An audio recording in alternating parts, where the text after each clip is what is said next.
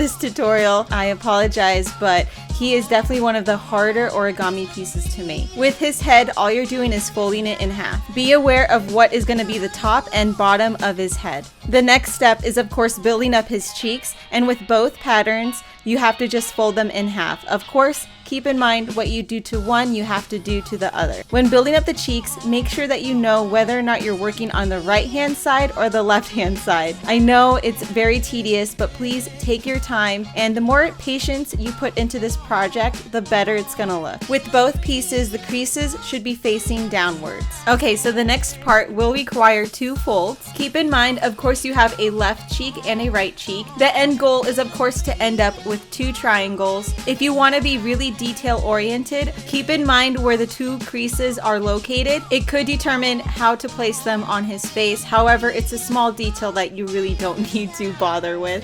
When it comes to gluing, both of those creases should be placed in the front of the face, and then everything else will be in the back. It doesn't really matter what the back looks like right now because we'll be covering that up with another piece. Alright, so I'll admit my patterns aren't perfect. So here I'm trying to adjust as best as I can, especially when it comes to proportions and placement. I highly recommend that you look at reference pictures. The front of his face is where the giant crease is. Overall, this is what it should look like. Once again, if you're lost, do not forget you can always pause this video if needed. Alright guys, it's finally time to glue his head onto his body. I'm really only applying glue to the white part of his shell and then making sure that his proportions are correct by looking back at the reference picture. The most important part is noticing how and where I placed his head. If you're at this step, this is what he should look like.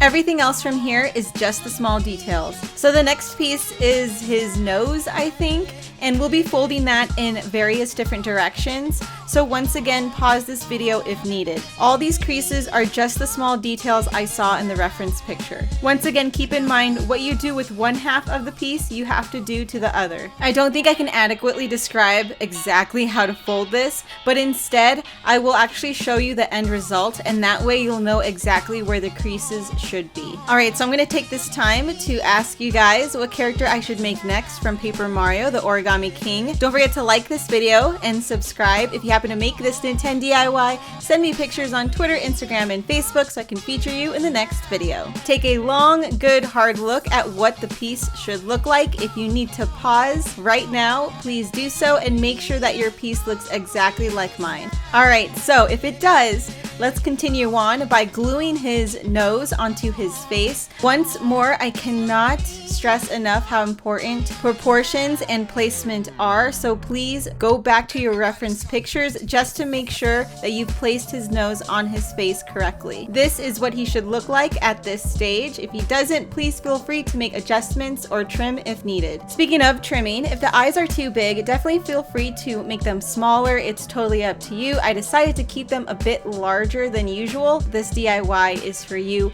Make it however you want. And again, send me pictures on Twitter, Instagram, and Facebook. Once both of his eyes are glued on correctly, it's time to move on to the shell that's on top of his head. All you have to do is fold that piece in half and it's ready to go. Once again, placement is so important, so please go back to your reference pictures if needed and make sure that the proportions are correct and he's exactly how you want him to look like. When it comes to gluing, I just find it a lot easier to glue one side first and then the other. I really hope everything has been smooth up till this point. I never really know if I'm good at explaining things. Feel free to pause this video, or if you want, ask questions down below in the comments. As we've been doing so far, what you do to one piece, you have to do to the other, and these details go on top of his head, so go ahead and place those now. The next set will be placed on the side of his head, and make sure that everything again is proportional and it lies right on top of the one you just placed. After gluing on all those small details, this is what he should look like. Go ahead and pause this video in case you need to make small adjustments. The next step is very similar to what we did with Origami Princess Peach and her earrings. So if you need a very detailed tutorial, I would revert back to her video. I'll link her video and more down below in the description, including all the materials just in case if you need anything else.